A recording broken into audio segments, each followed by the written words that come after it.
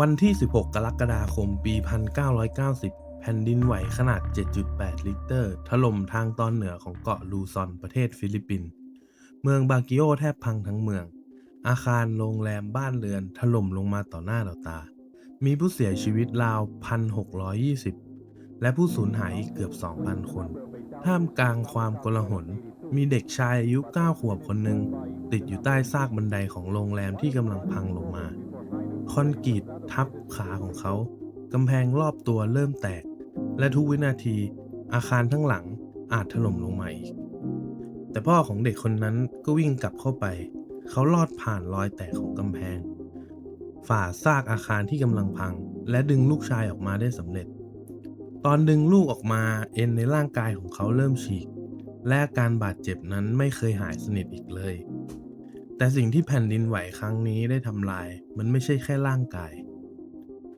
โรงแรม 40 ห้องที่ครอบครัวนี้สร้างมากับมือพังราบในวันเดียว ชีวิตทั้งหมดที่สร้างมาหลายปีหายไปพร้อมเศษปูนและกองหิน สุดท้ายครอบครัวนี้ตัดสินใจเริ่มต้นใหม่ พวกเขาย้ายไปซิดนีย์ประเทศออสเตรเลีย พ่อของครอบครัวเท็ดดี้กอนซาเลสกลับไปเรียนกฎหมายใหม่อีกครั้ง สอบใบอนุญาตใหม่ สร้างธุรกิจใหม่ สร้างบ้านใหม่ และเด็กชายที่เขาเคยช่วยออกมาจากซากปรักหักพังในวันนั้น ก็เติบโตขึ้นมาเป็นผู้ใหญ่ แต่ 11 ปีต่อมาในบ้าน 4 ห้องนอนย่านนอร์ทไรน์บ้านที่ครอบครัวนี้สร้างขึ้นใหม่เพื่อเริ่มต้นชีวิตของพวกเขา เด็กชายคนนั้นฆ่าพ่อ แม่และน้องสาวของตัวเอง นี่คือคดีของเซฟกอนซาเลสหนึ่งในคดีฆาตกรรมสะเทือนขวัญที่สุดของออสเตรเลีย เรื่องของครอบครัวที่รอดจากภัยธรรมชาติ สร้างทุกอย่างขึ้นมาใหม่จากศูนย์ ก่อนที่ทุกอย่างจะพังลงจากข้างในด้วยน้ำมือของคนในครอบครัว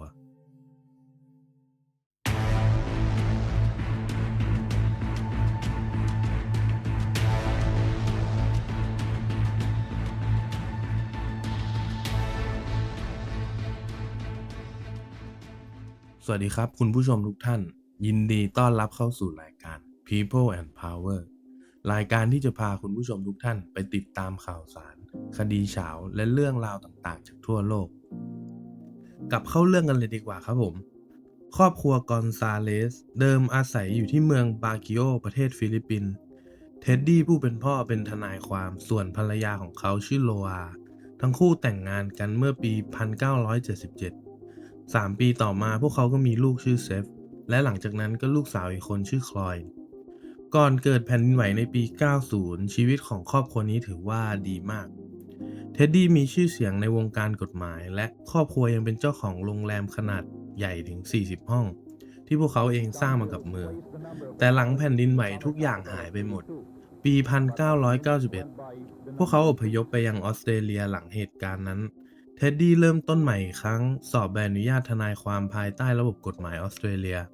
ก่อนจะเปิดสำนักกฎหมายด้านคนเข้าเมืองของตัวเอง โลอาก็เข้ามาช่วยทำงานด้วย ธุรกิจค่อยๆเติบโตจนช่วงปลายยุค 90 พวกเขามีเงินพอซื้อที่ดินในย่านนอร์ทไรน์และสร้างบ้านใหม่ จากภายนอกก็ดูเหมือนครอบครัวผู้อพยพที่ประสบความสำเร็จนะครับ พวกเขาไปโบสถ์ทุกอาทิตย์เป็นที่รู้จักในชุมชนเลี้ยงสุนัข6 ตัวและทุกอย่างดูสมบูรณ์แบบ แต่ภายในบ้านหลังนั้นความกดดันกำลังค่อยๆก่อตัวขึ้นเงียบๆ พ่อแม่ของเซฟคาดหวังกับลูกชายสูงมาก พวกเขาอยากให้เขาเรียนหมอ อย่างน้อยก็เป็นทนายเหมือนพ่อ แต่เซฟสนใจอีกทาง เขาอยากเป็นนักร้อง อยากเข้าวงการบันเทิง แล้วก็อยากเป็นคนดังมีชื่อเสียง สุดท้ายเขายอมทำตามที่ครอบครัวต้องการ เข้าเรียนด้านวิทยาศาสตร์การแพทย์ที่มหาลัยนิวเซาท์เวลส์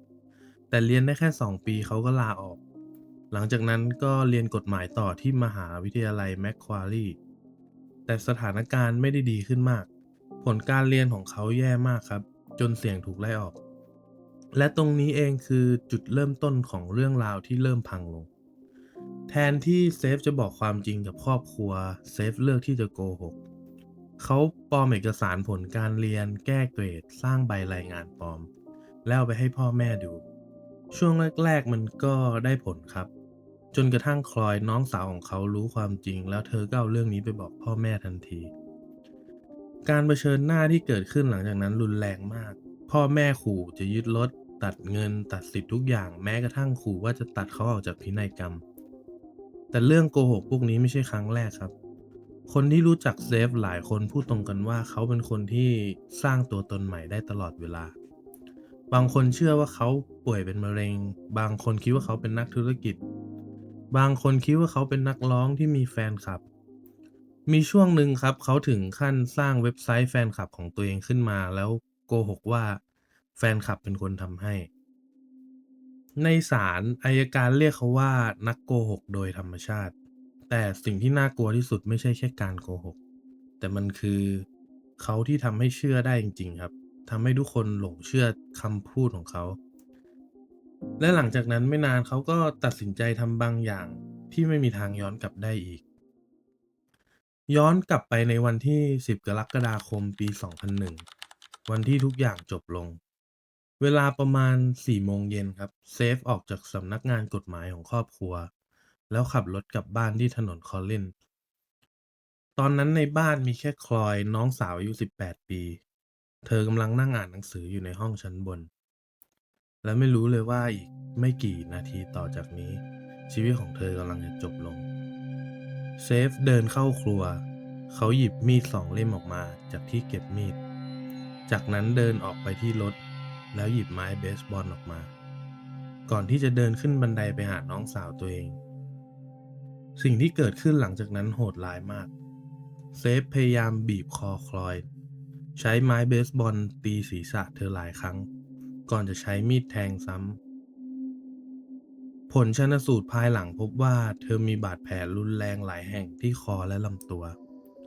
สาเหตุการเสียชีวิตมาจากทั้งการถูกบีบคอ การกระแทกที่ศีรษะและก็บาดแผลจากของมีคมรวมกัน หลังจากที่ฆ่าน้องสาวตัวเองแล้วเซฟไม่ได้หนีครับเขานั่งรออยู่ในบ้านหลังนั้นเขามีเวลาหลายชั่วโมงที่จะหยุดทุกอย่างแต่ไม่ครับประมาณ5 โมงครึ่งโลอาผู้เป็นแม่กลับถึงบ้านทันทีที่เธอเดินเข้าไปเซฟก็ลงมือโจมตีเธอถูกแทงหลายแผลที่ใบหน้าคอหน้าอกและท้องหนึ่งในบาดแผลที่รุนแรงถึงขั้นตัดหลอดลมขาด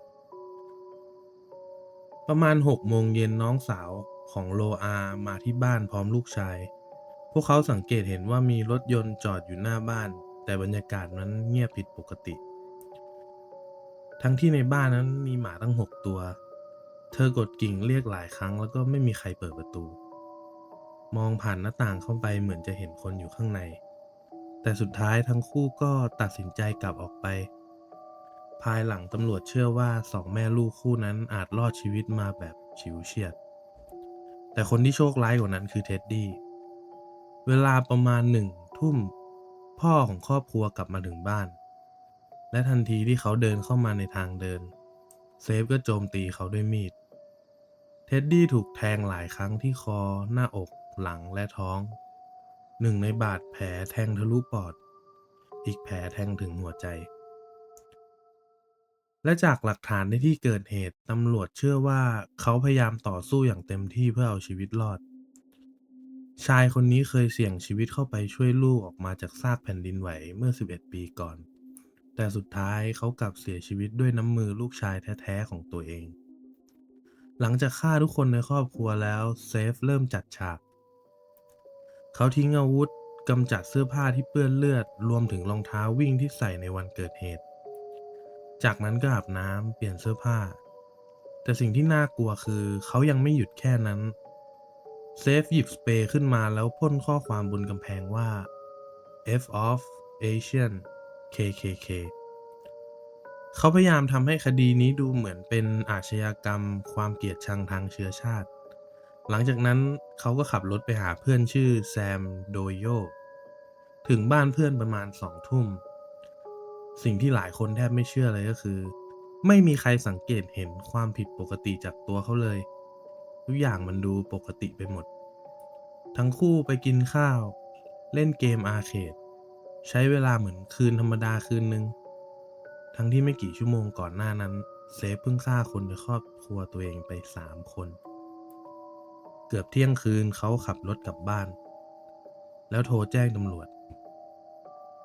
เซฟบอกว่าเขาเพิ่งกลับมาถึงบ้าน และพบพ่อแม่และน้องสาวถูกฆ่าเขาอ้างว่าคนร้ายยังอยู่ในบ้านแล้วบอกว่าตัวเองพยายามไล่ไปแต่คนร้ายหนีไปได้ไม่นานหลังจากนั้นตำรวจมาถึงที่เกิดเหตุ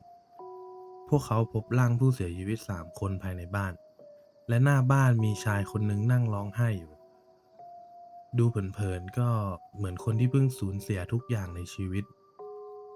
แต่ใช้เวลาไม่นานนักสืบก็เริ่มรู้ว่ามีบางอย่างผิดปกติมากในคดีนี้ ตำรวจเริ่มตรวจสอบบ้านอย่างละเอียด และยิ่งดูมากเท่าไหร่ เรื่องราวของเซฟก็ยิ่งไม่น่าเชื่อมากขึ้นเท่านั้น ไม่มีร่องรอยงัดแงะประตูหรือหน้าต่าง ไม่มีของมีค่าหาย แม้แต่เงินสดในกระเป๋าของเหยื่อก็ยังอยู่ครบ ทุกอย่างดูเหมือนการจัดฉากมากกว่าเป็นการปล้นหรือบุกฆ่า นักสืบก็ยังพบอีกนะครับว่าเวลาการเสียชีวิตของเหยื่อทั้ง3 คนห่างกันหลายชั่วโมงคลอยเสียชีวิตประมาณ4 โมงครึ่งส่วนเท็ดดี้เสียชีวิตเกือบ1 ทุ่มนั่นหมายความว่าถ้าเป็นการฆาตกรรมจากภายนอกจริงเขาจะต้องนั่งรออยู่ในบ้านหลังนั้นนานหลายชั่วโมงโดยไม่มีใครเห็นไม่มีใครได้ยินและไม่ขโมยอะไรเลย มันไม่สมเหตุสมผลเลยแม้แต่นิดนะครับเซฟพยายามบอกตำรวจว่าเขาพยายามทำ CPR ช่วยครอบครัวแต่พฤติกรรมของเขากลับดูแปลกผิดปกตินักสืบบางคนให้การภายหลังว่าเซฟดูจะนิ่งเกินไปครับเหมือนคนที่กำลังสร้างบทบาทบางอย่างและหลังจากนั้นตำรวจก็เจอหลักฐานชิ้นสำคัญบนแขนเสื้อของเซฟมีคราบสเปรย์สีน้ำเงินชนิดหนึ่งที่ใช้พ่นข้อความบนกำแพง รองเท้าวิ่งที่ในเกิดเหตุนั้นก็ไซซ์เดียวกันกับที่อยู่ในห้องนอนเปื้อนเลือดทุกอย่างเริ่มชี้กลับมาที่ลูกชายคนเดียวของบ้านแต่ถึงอย่างนั้นเซฟก็ยังเดินหน้าสร้างภาพต่อไปครับในช่วงหลังเกิดเหตุเขาออกโทรทัศน์หลายครั้งร้องขอให้ฆาตกรออกมามอบตัว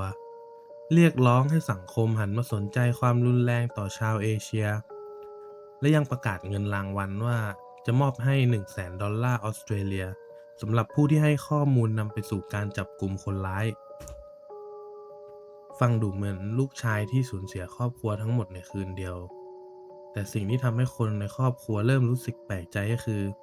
พฤติกรรมหลังจากนั้นของเขาในงานศพวันที่20กรกฎาคมปี2001เซฟขึ้นกล่าวคำไว้อาลัยด้วยตัวเองเขาพูดว่าพ่อคือฮีโร่ของเขาแม่คือหัวใจของครอบครัวและน้องสาวคือชีวิตของบ้านหลังนี้แต่หลังจากนั้นไม่นานเขากลับขึ้นเวทีไปร้องเพลง One Sweet Day คนที่อยู่ในงานหลายคนบอกว่าบรรยากาศตอนนั้นมันแปลกมากมันไม่เหมือนคนที่กำลังอยู่ในความสูญเสียและยิ่งเวลาผ่านไปพฤติกรรมของเซฟก็ยิ่งน่าสงสัย ไม่ถึงอาทิตย์หลังจากงานศพเขาเริ่มติดต่อเรื่องมรดกทันทีครับมูลค่าทรัพย์สินของครอบครัวรวมกันก็เกือบ$1,000,000ออสเตรเลียเซฟย้ายเข้าอพาร์ตเมนต์ใหม่เอารถพ่อแม่ไปแลกนำเครื่องประดับของแม่ไปจำนำและยังวางมัดจำเล็กซัสรถคันใหม่อีกด้วยเหมือนคนที่กำลังเริ่มต้นชีวิตใหม่ไม่ใช่คนที่เพิ่งสูญเสียทั้งครอบครัวไป แต่สิ่งที่ทำให้ตำรวจนั้นมั่นใจมากขึ้นเรื่อยๆก็คือเรื่องโกหกของเขาที่เริ่มแตกทีละเรื่องตำรวจตรวจสอบประวัติใช้อินเทอร์เน็ตของเซฟแล้วพบว่าก่อนเกิดเหตุหลายเดือนเขาเคยค้นหาข้อมูลเกี่ยวกับยาพิษรวมถึงสั่งซื้อเมล็ดพันธุ์จากพืชมีพิษทางออนไลน์และเรื่องนี้ยิ่งน่ากลัวขึ้นไปอีกเมื่อพบว่าก่อนเกิดเหตุไม่นาน โลอาเคยถูกส่งเข้าโรงพยาบาลด้วยอาการคล้ายอาหารเป็นพิษขั้นรุนแรง ตอนนั้นก็ไม่มีใครคิดอะไรนะครับ แต่ภายหลังในศาลผู้พิพากษาเชื่อว่ามันอาจเป็นการทดลองวางยาพิษโดยเซฟ เหมือนเขากำลังทดสอบบางอย่างอยู่ก่อนลงมือจริง และไม่ใช่แค่นั้นครับ ตำรวจยังพบจดหมายปลอมหลายฉบับที่พยายามสร้างเรื่องเกี่ยวกับอาหารปนเปื้อน เหมือนมีคนพยายามปูทางล่วงหน้าครับเผื่อในอนาคตจะมีคนเริ่มสงสัยเรื่องการวางยาของเขาเซฟยังคงสร้างข้อแก้ตัวใหม่ไปเรื่อยตอนแรกเขาบอกว่าวันเกิดเหตุ เขาอยู่ในรถก่อนออกไปหาเพื่อนแต่มีพยานเห็นเขาจอดรถอยู่หน้าบ้านช่วงเวลาที่เกิดเหตุเขาเลยเปลี่ยนคำพูดครับบอกว่าเขานั่งแท็กซี่ออกไปแทนแต่เรื่องนี้ก็พังอีกเพราะตำรวจพบว่าคนขับแท็กซี่ที่เขาอ้างถึงถูกติดต่อหลังเกิดเหตุหลายเดือนและได้รับเงินเพื่อออกใบเสร็จปลอมย้อนหลัง ยิ่งสืบเรื่องราวก็ยิ่งเละจนในที่สุดวันที่ 13 มิถุนายน ปี 2002 ตำรวจบุกจับกุมเซฟกอนซาเลสที่อพาร์ตเมนต์ของเขา เขาถูกตั้งข้อหาฆาตกรรมพ่อแม่และน้องสาวตัวเอง 3 กระทงเต็มๆ และหลังจากนั้นคดีนี้ก็กลายเป็นหนึ่งในคดีที่คนทั้งออสเตรเลียจับตามองมากที่สุดทันที การพิจารณาคดีเริ่มขึ้นในปี 2004 ในศาลฎีกาของรัฐนิวเซาท์เวลส์ตลอดหลายสัปดาห์ในศาลอัยการค่อยๆเอาหลักฐานทุกชิ้นมาต่อเข้าด้วยกัน แล้วภาพที่ออกมามันก็ชัดเจนจนน่ากลัว นี่ไม่ใช่การฆ่าเพราะอารมณ์ชั่ววูบ แต่มันคือการวางแผนที่กินเวลาหลายเดือน ตั้งแต่การค้นข้อมูลเรื่องยาพิษ การสร้างเอกสารปลอม การเตรียมตัวสำหรับข้อแก้ตัว การจัดฉากที่เกิดเหตุ รวมถึงการพยายามโยนความผิดไปให้อาชญากรรมจากความเกลียดชังทางเชื้อชาติอัยการบอกว่าแรงจูงใจของเซฟนั้นเรียบง่ายมาก เขากลัวที่จะสูญเสียทุกอย่าง ทั้งรถ เงิน และชีวิตที่พ่อแม่เลี้ยงดูไว้ให้ ขณะเดียวกัน เขาก็อยากได้เงินมรดกของครอบครัว โดยไม่ต้องสร้างอะไรด้วยตัวเอง หลักฐานหลายอย่างในศาลทำให้คนฟังขนลุกครับ เพราะว่าระหว่างการฆ่าแต่ละครั้ง เขามีเวลาหยุดทุกครั้ง หลังฆ่าน้องสาว เขารอหลายชั่วโมงก่อนแม่จะกลับบ้าน หลังฆ่าแม่ เขายังรอพ่อกลับมาอีก มันหมายความว่าทุกครั้งที่เขาลงมือ เขามีเวลาพอจะคิดใหม่ได้ตลอด แต่เขาเลือกที่จะทำต่อ และสิ่งที่น่ากลัวอีกอย่างก็คือ หลังจากฆ่าครอบครัวตัวเองครบทั้ง3 คนแล้ว เขายังสามารถออกไปกินข้าว เล่นเกม หัวเราะกับเพื่อนเหมือนไม่มีอะไรเกิดขึ้น วันที่ 20 พฤษภาคม ปี 2004 คณะลูกขุนมีคำตัดสิน เซฟ กอนซาเลสมีความผิดทุกข้อกล่าวหารวมข้อหาฆาตกรรมทั้ง 3 กระทง ต่อมาในวันที่ 17 กันยา ผู้พิพากษาบรูซ เจมส์พิพากษาจำคุกตลอดชีวิต 3 กระทงพร้อมกัน โดยไม่มีสิทธิ์รอลงอาญา ในคำพิพากษา ผู้พิพากษาพูดชัดเจนว่านี่คือหนึ่งในคดีฆาตกรรมที่เลวร้ายที่สุดที่เขาเคยเห็นมา และก็ไม่มีปัจจัยใดที่จะช่วยลดความรุนแรงของสิ่งที่เซฟทำลงได้เลย แต่แม้จะถูกตัดสินแล้วเซฟก็ยังไม่หยุดพยายาม เขายื่นอุทธรณ์หลายครั้งตลอดหลายปีหลังจากนั้น ปี 2007 ถูกปฏิเสธ ปี 2018 ยื่นขอสอบสวนพิเศษก็ถูกปฏิเสธอีก ปี 2021 ยื่นอีกครั้งผลก็เหมือนเดิม แม้แต่การขอพระราชทานอภัยโทษก็ไม่สำเร็จ แต่คดีนี้ก็กลับมาเป็นข่าวอีกครั้งในปี 2025 เมื่อศาลอุทธรณ์ของรัฐนิวเซาท์เวลส์อนุญาตให้เซฟยื่นอุทธรณ์ใหม่ได้อีกครั้ง ครั้งนี้เขาอ้างว่าเขาป่วยด้วย PTSD และบอกว่าต้นตอของอาการมาจากการถูกล่วงละเมิดทางเพศในวัยเด็ก ซึ่งก็เป็นเรื่องที่เขาไม่เคยยอมรับมาก่อนในระหว่างการพิจารณาคดีเดิม จนถึงตอนนี้การอุทธรณ์ครั้งล่าสุดยังไม่ได้ข้อสรุป และเซฟยังคงถูกคุมขังอยู่ในเรือนจำ เท็ดดี้ กอนซาเลส ชายที่เคยวิ่งฝ่าซากแผ่นดินไหวเพื่อช่วยลูกชายตัวเอง ชายที่ย้ายข้ามโลกเริ่มต้นชีวิตใหม่จากศูนย์ สร้างธุรกิจ สร้างบ้าน และสร้างครอบครัวขึ้นมาอีกครั้ง โลอา กอนซาเลส ผู้หญิงที่คนรอบตัวพูดตรงกันว่าเธอคือเสาหลักของบ้านหลังนี้ และคลอย เด็กสาววัย 18 ปี ที่ยังมีอนาคตทั้งชีวิตอยู่ข้างหน้า ในงานศพเซฟเคยพูดถึงน้องสาวตัวเองว่า เธอเป็นคนที่ยิ้มเก่งมาก แต่สุดท้ายคนที่พรากรอยยิ้มทั้งหมดของครอบครัวนี้ไปก็คือตัวเขาเอง และบางทีสิ่งที่น่ากลัวที่สุดในคดีนี้อาจไม่ใช่ความรุนแรง แต่มันคือความจริงที่ว่าบางครั้งคนที่อันตรายที่สุดอาจเป็นคนที่นั่งอยู่ร่วมโต๊ะอาหารกับเราในทุกๆวันก็ได้